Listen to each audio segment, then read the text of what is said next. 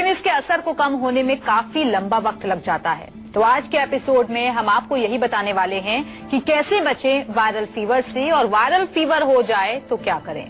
रोज की तरह आज भी हमारे साथ स्टूडियो में मौजूद हैं विश्व प्रसिद्ध आयुर्वेदाचार्य डॉक्टर प्रताप चौहान। डॉक्टर साहब, बहुत बहुत स्वागत है आपका। शुक्रिया जी।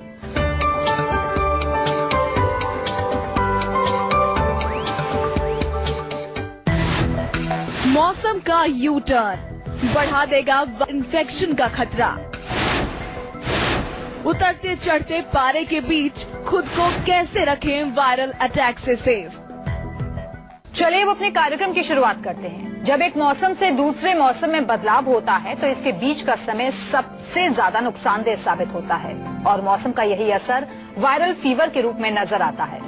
ऐसे में वो कौन सी वजह है जिसके कारण हम वायरल फीवर के शिकार हो जाते हैं, आइए इसको जानते हैं डॉक्टर साहब से। बताइए डॉक्टर साहब, क्योंकि आमतौर पर हम देखते हैं कि जो वायरल फीवर है सबसे ज्यादा पहले हम देखते हैं लोगों में फैल जाता है, तो इसकी वजह क्या रहती है? देखिए, जैसा आपने कहा कि सीजन एक बहुत बड़ी चीज होती है। कुछ पर्टिकुलर सीजन ऐसे होते हैं जिसमें वायरस जो है वो एक्टिव हो जाते हैं, तो वो एक अपने आप में कारण है। और वायरल फीवर है तो वायरस ही उसका कारण होगा।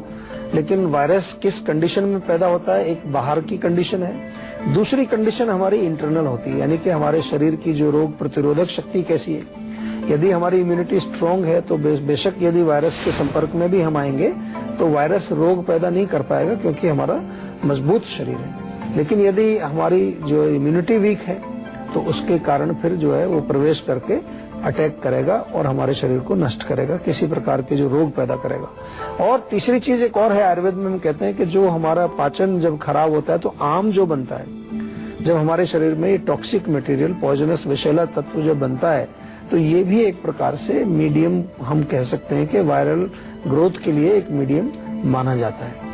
तो इन चीजों को ध्यान में रखना है। विशेष रूप से इसका जो है फैलाव उन लोगों से भी होता है जो ऑलरेडी इन्फेक्टेड हैं, और हाँ, साफ सफाई का ध्यान तो रखना ही चाहिए। वायरस, बैक्टीरिया, जो भी चीजें ऐसी जगह पर ही वो ज्यादा पनपते हैं जहाँ पर स्वच्छता नहीं है, चाहे वो खाने पीने की चीजें हैं, चाहे वो हमारी सराउंडिंग्स हैं, उनमें हमें साफ सफाई का विशेष ध्यान रखना चाहिए। डॉक्टर साहब, ये तो आपने बता दिया कि वायरस की वजह से ही वायरल इन्फेक्शन और फीवर फैलता है। जी। लेकिन हम देखते हैं कि कई बार नॉर्मल फीवर भी आ जाता है, तो ऐसे में पहचान हम कैसे करें कि वायरल फीवर कौन सा है, नॉर्मल फीवर कैसा है, और हमें कब, मतलब यानी कि पेशेंट को डॉक्टर के पास जाना चाहिए? देखिए, आमतौर पर जो वायरल फीवर होता है उसमें कुछ लक्षण विशेष रूप से देखने को मिलेंगे आपको। उसमें तेज बुखार होता है, और तेज बुखार के साथ साथ पूरी बॉडी में पेन, गला खराब आमतौर पर इसमें देखा जाता है, खासतौर से जो सीजनल होता है। कभी कभी कोल्ड भी उसमें होता है। और फिर देखें तो बुखार रेगुलर नहीं बना रहता है, थोड़ा सा डाउन होगा फिर आ जाएगा दोबारा से। और रेगुलर इंटरवल्स पर जो है कुछ ना कुछ इसमें लक्षण, कभी कभार रैशेज बॉडी में दिखते हैं, नौसिया आपको मिलता है, या पेट की खराबी भी कभी कभार इसमें साथ में देखने को मिलती है। तो इस प्रकार के लक्षण अगर मिलते हैं तो जरूर, कोई बहुत बड़ी चीज नहीं है, बहुत कॉमन सा बुखार है। बुखारों के कई कारण होते हैं, शरीर में कहीं चोट लग जाए उसके कारण कई बार बुखार हो जाता है। बॉडी का एक अपना सिस्टम है, जब भी उसके अंदर कोई फॉरेन बॉडी प्रवेश करती है तो हमारा बॉडी जो है उसको फाइट करने के लिए इम्यूनिटी को बढ़ाता है, टेम्परेचर को बढ़ाता है। तो ये एक नेचुरल प्रोसेस है। लेकिन ऑफ कोर्स जो उसका रूट कॉज है उसको ठीक नहीं करते। हम लोग क्या करते हैं, बुखार की गोली ले लेते हैं जिससे हमारा टेम्परेचर डाउन आ जाता है। तो टेम्परेचर तो बॉडी ने बढ़ाया उसको फाइट करने के लिए, जिसको फाइट कर रहे हैं उसके लिए तो हम कुछ नहीं कर रहे। इसीलिए आपको हम कहते हैं कि आयुर्वेद में आपको आना चाहिए। आयुर्वेद में हम रूट कॉज बेस्ड ट्रीटमेंट और पर्सनलाइज्ड ट्रीटमेंट हम आयुर्वेद में करते हैं। वायरल के दौरान सही खान पान से आप न सिर्फ इम्यून सिस्टम को मजबूत कर सकते हैं बल्कि वायरल फीवर को भी दूर कर सकते हैं। ऐसे में किन सुपर फूड्स में वायरल को दूर करने की क्षमता होती है, आइए इस बारे में जानते हैं डॉक्टर साहब से। डॉक्टर साहब, बताइए वो कौन से सुपर फूड्स हैं जो कि वायरल से हमें दूर रख सकते हैं? देखिए, क्योंकि आपके अंदर बॉडी में इन्फेक्शन है और बॉडी का इम्यून सिस्टम आपका जो है उसको फाइट कर रहा है, कमजोरी आपको महसूस होती है, तो ऐसे में ध्यान रखना है कि ऐसा कोई भोजन ना खाएं आप जो देर से पचता है, जो बहुत मुश्किल से पचता है। तो आपकी बॉडी ऑलरेडी एक ऐसे मोड में है कि वो सिस्टम उसका कमजोर है। और दूसरा, अगर आप ऐसी गड़बड़ करेंगे तो और ज्यादा मुसीबत आएगी, आम बनेगा। हमारे आयुर्वेद में सुपर फूड है खिचड़ी, बहुत अच्छा एक सुपर फूड होता है, यानी कि उसमें वो काफी सारा पोषण भी मिलेगा आपको, न्यूट्रिशन भी, और आसानी से पच जाता है। तो मूंग की दाल की खिचड़ी बनाएं, दाल ज्यादा रखें, उसमें चावल कम रखें। मूंग की दाल का सूप आप बना सकते हैं। वेजिटेबल सूप भी अच्छा रहता है। ठंडी चीजों का सेवन नहीं करना है। बॉडी में कोई भी ठंडी चीज अगर आप लेंगे तो वो आपके डाइजेस्टिव सिस्टम को और कमजोर करेगी, क्योंकि हमारी अग्नि होती है ना, जठराग्नि, अग्नि पर ठंडा कुछ डालेंगे तो बुझ जाएगी। इसलिए गरम गरम चीजों का, गुनगुनी चीजों का सेवन करना है। तुलसी और अदरक का पानी पीना चाहिए, उससे भी फर्क पड़ता है। और इसके साथ साथ धनिया या जीरा पानी में उबाल करके या सौंफ का पानी उबाल करके पीने से पाचन भी अच्छा रहता है और बुखार भी आपका कम होता है।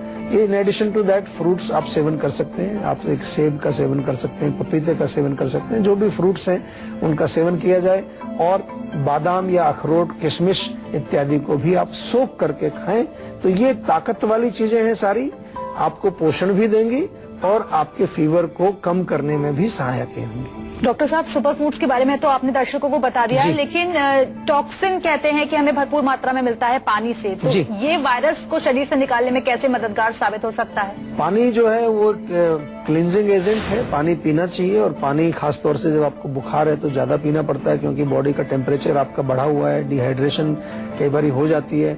लेकिन अगेन जैसे मैंने कहा कि ठंडा पानी नहीं पीना है बिल्कुल भी। सौंफ का पानी बहुत अच्छा रहता है, सौंफ उबाल करके आप रख लीजिए। या जो है धनिया, जो आपके किचन में रहता है धनिया पाउडर, वो आप उबाल के पी सकते हैं। पुदीना आप जो है पानी में उबाल करके पी सकते हैं। ये इस प्रकार से जो मेडिकेटेड वाटर, इसको एक तरह से आप कह सकते हैं, तो ये पानी पीने से आपका बॉडी में क्लींजिंग भी होती है, डिहाइड्रेशन भी नहीं होगा आपको, और आपका जो फीवर का जो टेम्परेचर जो बॉडी का बढ़ा हुआ है उसको कम करने में भी सहायक होता है। अब बारी है आज की संजीवनी की, जिसमें डॉक्टर चौहान से जानेंगे कि क्या करें जब वायरल फीवर हो जाए। ऐसे में 5 दमदार टिप्स जानेंगे जिससे वायरल फीवर से निजात पाई जा सकती है। बताइए डॉक्टर साहब। देखिए, एक तो अगर वायरल में जैसे कि आपको फीवर होता है, बॉडी एक होता है, तो सबसे अच्छा है कि अदरक या सौंठ कोई भी चीज हो, आपको अदरक का सेवन आप कर सकते हैं। अदरक का रस शहद में मिला के पी सकते हैं, सौंठ का पाउडर आप ले सकते हैं। दूसरा, आमतौर पर जो है जो वायरल एंटी वायरल चीजें हैं, जैसे तुलसी है, तुलसी बहुत अच्छा काम करती है। तुलसी ले लीजिए, लौंग ले लीजिए, 1-2 काली मिर्च ले लीजिए, ये आप सेवन करेंगे उबाल करके पानी में, तो इससे बहुत रिलीफ मिलता है। गला यदि खराब है तो 1 चम्मच मेथी दाना लें, उसको उबाल करके जो गर्म पानी है उससे गरारे आप करेंगे, that is also very beneficial. ये जरूर ध्यान रखना है हमको कि कहीं ना कहीं बॉडी में हमारे जो वायरस है उसको नष्ट करने के लिए कोई ऐसी चीज हम लें, जैसे नीम का सेवन आप कर सकते हैं। ताजे पत्ते नीम के 5-6 चबा करके खाएं, वो भी आपको बहुत फायदा करेगा। और इम्यूनिटी को ध्यान में रखना है, हमारे शरीर की जो शक्ति है उसको कम नहीं होने देना है। उसके लिए गुनगुना पानी 1 कप, उसमें 1 चम्मच शहद मिला करके सुबह शाम पीने से आपको काफी लाभ मिलेगा। तो कहा जाता है कि वायरल फीवर एक संक्रामक बीमारी है डॉक्टर साहब, लेकिन कब ये वायरस जो है हमारे शरीर में जाकर खतरनाक हो जाता है और इससे बचने के क्या उपाय करने चाहिए? जी देखिए, अगर आपको वायरल फीवर है और फीवर होते हुए भी आप दवाइयां भी ले रहे हैं, फिर भी आपका बुखार कम नहीं हो रहा है बल्कि वो बढ़ता जा रहा है, और बुखार के साथ साथ कुछ और कॉम्प्लिकेशंस अगर शरीर में आपको दिखने लगे, जैसे कि आपको कहीं रैशेज हो गए या कुछ और ऐसे कहीं आपके होठ के बाहर कुछ दाने निकल आते हैं, तो ये सारी चीजें मतलब एक कॉम्प्लिकेशन की तरफ संकेत करती हैं। तो ऐसी अवस्था में आपको तुरंत उसका जो है उपचार करना चाहिए। मैं इसलिए कह रहा हूँ कि बहुत सारे लोग जो है बुखार को बहुत लाइटली लेते हैं। बुखार हुआ तो कोई गोली मेडिकल स्टोर से लेके वो खा लेते हैं, कुछ लोग घर में रखी रहती है वो खा लेते हैं। लेकिन मैं तो यही कहूंगा आपको कि अगर कोई भी रोग हो, बुखार हो, जुकाम हो, खांसी हो, छोटा मोटा पेट में कोई गड़बड़ हो, हमारे डॉक्टर्स आपके साथ अवेलेबल हैं, उनसे बात करिए, वो आपको बताएंगे क्या लेना है। क्यों अपनी मर्जी से आप जो है कोशिश करके किसी रोग को बिगाड़ते हैं, और बिगड़ने पर फिर वो रोग इतना बिगड़ जाता है कि कई बार घातक होता है, फैटल हो जाता है, आदमी की मृत्यु तक हो जाती है। किसी भी रोग को लाइटली नहीं लेना चाहिए। तो आपसे निवेदन यही है कि आयुर्वेदिक उपचार अपने रोगों का करें, जड़ से रोगों को भगाएं और अपने आप को स्वस्थ रखें। पठानकोट से कॉलर सुखप्रीत कौर इस वक्त हमारे साथ जुड़ी हुई हैं। बहुत स्वागत है आपका। किसके बारे में आप जानना चाहती हैं? अपना प्रश्न कर सकती हैं डॉक्टर साहब से। हाँ जी, मेरा नाम सुखप्रीत कौर है, मैं पंजाब से बोल रही हूँ, पठानकोट से। हाँ जी, बोलिए जी, बोलिए। हाँ जी सर, नमस्कार। नमस्कार जी। सर मैं पठानकोट से बोल रही हूँ जी। सर मेरे ना घुटने च ना दर्द रहती है। अच्छा। हाँ जी, ते मैं थोड़ा टीवी शो देखा है, काफी अच्छा लग्या। अच्छा। हाँ जी। तो दर्द कितना पुराना है? दर्द कब से रहता है? सर मैनू ये दर्द से रही है 4-5 साल तो है। अच्छा, सूजन भी आती है क्या? स्वेलिंग? हाँ जी, स्वेलिंग हाँ जी सर कभी कभी हो जाती है, लेकिन अच्छा। दर्द रहती है, मतलब स्टिफनेस, हार्डनेस रहती है। तो अभी क्या इलाज कर रहे हैं आप? 7-8 साल से दर्द है, कोई दवाई वगैरह लेते हैं इसके लिए? नहीं लेते कोई? नहीं सर, महानारायण तेल सुना है आयुर्वेदिक, वो कभी कभी लगा लेते हैं, लेकिन कभी फर्क पड़ता है, कभी नहीं। लेकिन आपका शो देखा है तो मैंने सुना यहाँ से कोई पोटली पाटली भी मिलती है आपके? हाँ, नहीं पोटली भी मिलती है। और सबसे बड़ी चीज हम जो अपने शो में बताते हैं बार बार, एक तो अच्छी बात है कि कम से कम आपको आयुर्वेद से लगाव है और हमारा शो भी देखते हैं, लेकिन 7-8 साल आपको रोग को हो गया है। मैं बहुत लोगों को देखता हूँ कि हमारे यहाँ भारत में विशेष रूप से मैंने देखा है कि लोगों को अपने स्वास्थ्य के बारे में कोई चिंता ही नहीं है। मैं तो यहाँ तक कहता हूँ आपको कि रोग आना ही नहीं चाहिए। हमारा ये प्रोग्राम का पर्पज ये है कि आपको रोग आए ना, आप स्वस्थ ही रहें हमेशा। लेकिन जो बीमार हैं उनसे मेरा निवेदन है, बार बार मैं कहता हूँ कि कोई भी रोग हो, छोटा सा रोग हो, बड़ा रोग हो, नया रोग हो, पुराना रोग हो, हमारे यहाँ आयुर्वेदिक चिकित्सक मौजूद हैं और लगभग जो है हम आपको हर प्रकार से उपलब्ध हैं, फोन के माध्यम से, ईमेल के माध्यम से, फेसबुक के माध्यम से, सोशल मीडिया के माध्यम से, और फिजिकली भी आप जो है हमारे साथ क्लिनिक में जाकर के, हमारी क्लिनिक्स हैं पूरे भारतवर्ष में, वहां जाकर के हमारे चिकित्सकों से जरा मिलें। थोड़ा सा तो एक प्रयास करना पड़ेगा ना आपको, आप अपना एक कदम बढ़ाएं हमारी तरफ। फिर देखिए हमारे वहाँ जो भी हमने जो ट्रेनिंग दी है सभी लोगों को, किस प्रकार से जो है आपको वो बिल्कुल आयुर्वेदिक, आपको पूर्ण रूप से आयुर्वेदिक सेवाएं आपको देंगे। तो ये जरूर करिए। अभी मैं आपको केवल इतना ही बताऊंगा कि 7-8 साल पुराना रोग है तो कोई नुस्खे से ठीक नहीं होगा। तुरंत जो है आप हमारे किसी क्लिनिक में जुड़ें। पंजाब में हमारी कई क्लिनिक है, वो आपको फोन पर पता चल जाएगा। वहां पर पर्सनली जाएं, चाहे इसी नंबर पर जो आप कॉल करते हैं, इस पर कॉल करके आप हमारे डॉक्टर से बातचीत करें। हरियाणा से मंजीत इस वक्त हमारे साथ जुड़े हुए हैं। मंजीत, बहुत स्वागत है आपका। किसके बारे में आप जानना चाहते हैं? प्रश्न कर सकते हैं डॉक्टर साहब से। सर मैं ये जानना चाहता हूँ, मेरे को 7-8 दिन से लेफ्ट हैंड में सर थोड़ी कंपन सी महसूस होती है सर। अच्छा, कितनी उम्र है आपकी अभी? सर मेरी 29 साल है सर। और ये कंपन थोड़ी रहती है, काफी ज्यादा होती है? नहीं सर, ये कोहनी के नीचे पंजे की तरफ ज्यादा सी महसूस होती है सर। काम करते वक्त थोड़ी हरकत सी महसूस हो रही है सर आज। अच्छा, कुछ नींद वगैरह कैसी आती है आपको? सर नींद 6-7 घंटे से हो जाती है सर आज। अच्छा, कोई टेंशन चिंता कोई किसी प्रकार की तो नहीं है जीवन में? सर टेंशन तो सर थोड़ी बहुत चलती रहती है सर।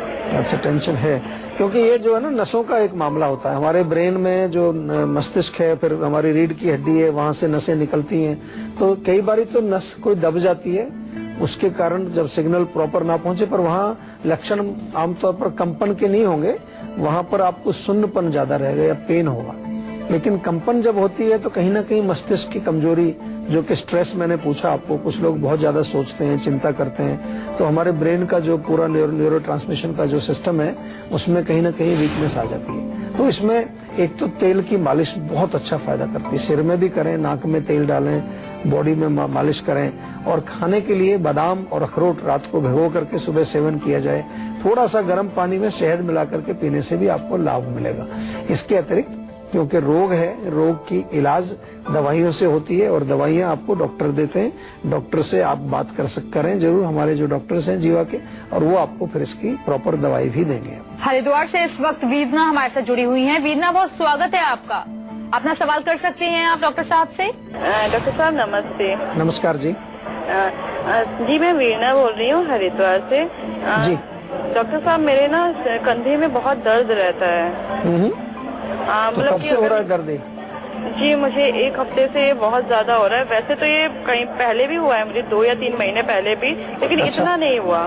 नहीं, देखिए 2-3 महीने पहले हुआ, बीच में किसी कारण से वो ठीक हुआ या कुछ दवाई आपने ली, लेकिन रोग यदि जड़ से नहीं जाएगा तो फिर दोबारा आएगा और दोबारा ज्यादा जोर से आएगा। जैसे आपने कहा कि पहले इतना नहीं हुआ, अभी ज्यादा हो रहा है, क्योंकि आपने इसने 2-3 महीने उसकी कुछ केयर नहीं की। कम से कम अगर मालिश ही की होती वहां पर, जो हम बार बार कहते हैं आपको कि मालिश करने से हमारे शरीर में जो है एक लघुता आती है, यानी कि जो स्टिफनेस है वो दूर होती है, अकड़ाहट कम होती है, हमारे जो नसें वगैरह कोई अगर दबी हैं वो उनका प्रेशर हट जाता है, नसों को भी ताकत मिलती है, टॉक्सिन्स हमारे बाहर निकल जाते हैं, त्वचा के पोर्स हमारे खुल जाते हैं, हमारी मांसपेशियों को शक्ति मिलती है। बहुत सारे फायदे हैं मालिश के, हम जो आपको बताते हैं रोज रोज। कम से कम अगर आप ये शुरू करें तो इससे भी आपको काफी लाभ मिलेगा। और दूसरी चीज जो है, इंटरनल इम्बैलेंस को समझना है। हमारे यहाँ आयुर्वेद में हम बात करते हैं हमेशा वात, पित्त और कफ, ये 3 हमारे शरीर में ऐसे दोष हैं जिनको हम दोष का नाम देते हैं, यानी कि वो हमारे शरीर को दूषित करते हैं। लेकिन जब वो स्वस्थ अवस्था में रहते हैं तो शरीर को धारण करने का, यानी कि शरीर को वो पुष्ट करने का काम भी करते हैं। तो इसलिए हमें सही जड़ पर पहुंचने के लिए आपसे बात करनी पड़ती है। आपका पूरा एक डिटेल लेना पड़ता है, आपकी फैमिली हिस्ट्री, आपकी पास्ट हिस्ट्री, आपके करंट कंप्लेंट्स, आपका डाइजेस्टिव सिस्टम, आपका नर्वस सिस्टम, आपका इमोशनल, आपका मेंटल, सारी चीज हमारे डॉक्टर्स आपसे बात करते हैं। जब भी हमारे यहाँ कोई कंसल्टेशन होती है, चाहे वो फोन के माध्यम से हो, चाहे वो आपको ऑनलाइन हो, चाहे वो आपके फिजिकल लेवल पर हो, तो हमारे डॉक्टर्स आपसे बाकायदा पूरी चीजें पूछते हैं। उसका कारण ये है कि आयुर्वेद में जब हम भी इलाज करते हैं तो हम आपके रूट कॉज को पकड़ करके जो भी आप, प्लस आपका पर्सनलाइज्ड क्या कंडीशन है, आपकी प्रकृति क्या है, आप कहाँ के रहने वाले हैं, आपका खान पान क्या है, आपकी इम्यूनिटी कैसी है, आपका मनोबल कैसा है, ये सब चीजों को जोड़ करके फिर एक पर्सनलाइज्ड प्रिस्क्रिप्शन आपको बनाया जाता है। इसलिए हमने इसको एक विशेष नाम इसको दिया है आयुर्वेद में, आयुनिक इसको हम बोलते हैं। आयुनिक यानी कि यूनिक आयुर्वेदा फॉर एवरीबॉडी। हड्डियों की सेहत के लिए खतरा है पर्याप्त पोषण की कमी। ब्रेक के बाद संजीवनी टिप्स में डॉक्टर साहब आपको बताएंगे हड्डियों की मजबूती के लिए क्या करें और कैसे बनाएं हड्डियों को स्ट्रॉन्ग। साथ ही हेल्थ से जुड़ी अगर आपको भी किसी तरह की कोई परेशानी है तो आप हमारे सेहत के नंबर 0129404004 पर कॉल कर अपना फोन नंबर जल्द से जल्द रजिस्टर करवा सकते हैं और उसके बाद डॉक्टर चौहान के पैनल के डॉक्टर आपको खुद फोन कर आपकी सेहत से जुड़ी परेशानियों को सुलझाएंगे। इसलिए आप कहीं मत जाइए और देखते रहिए अपना मनपसंद हेल्थ शो संजीवनी, ताकि स्वस्थ रहें आप। में एक बार फिर से आप सभी का स्वागत है। अब बारी है संजीवनी टिप्स की, जिसमें डॉक्टर साहब आपको बताने वाले हैं कि हड्डियों को कैसे बनाएं स्ट्रॉन्ग। बताइए डॉक्टर साहब। देखिए, हड्डियों को स्ट्रांग बनाने के लिए आपको पोषण थोड़ा चाहिए और उसमें विशेष रूप से कैल्शियम युक्त जो चीजें हैं उनको सेवन करना चाहिए। दूध बहुत अच्छा रहता है, दूध का सेवन करना चाहिए। दही आप सेवन कर सकते हैं, पनीर का सेवन कर सकते हैं। तो जितने भी मिल्क प्रोडक्ट्स हैं वो आपकी हड्डियों के लिए अच्छे रहते हैं। इसके अलावा बादाम और अखरोट आप सेवन करें, उनको भिगो करके आपको सेवन करना चाहिए। तिल के तेल की मालिश नियमित रूप से बॉडी में करें, उससे भी आपकी हड्डियों को शक्ति मिलती है, जोड़ों को थोड़ा लुब्रिकेशन मिलता है, आपका सिस्टम ठीक रहता है। फ्लैक्स सीड जो होते हैं आजकल बहुत पॉपुलर हैं, जिनको कि हम अलसी के बीज कहते हैं, उनको थोड़ा सा कूट करके रखिए, चावल पर दाल पर ऐसे छिड़क के उसको खा सकते हैं, या 1 चम्मच सुबह शाम पानी के साथ आप उसको ऐसे भी यूज कर सकते हैं। या तिल के भी जो बीज होते हैं, तिल मिलेंगे आपको, तिल को थोड़ा सा रोस्ट करके उसका सेवन भी किया जाता है, वो भी आपकी हड्डियों के लिए मजबूत होते हैं। काफी अच्छा उनका जो है एक प्रयोग देखने को मिलता है। प्लस आप खाने में थोड़ा सा ध्यान रखें कि वायु वाली चीजें जो बहुत ज्यादा गैस बनाती हैं, बहुत ज्यादा बादी करती हैं, उनका सेवन आपको नहीं करना चाहिए, क्योंकि वो अल्टीमेटली जोड़ों में, हड्डियों में एक तरह से वीकनेस पैदा करके आपको रोग पैदा करते हैं। तो ये थी आज की संजीवनी टिप्स। बहुत बहुत शुक्रिया आपका डॉक्टर साहब हमारे दर्शकों को जानकारी देने के लिए। Thank you.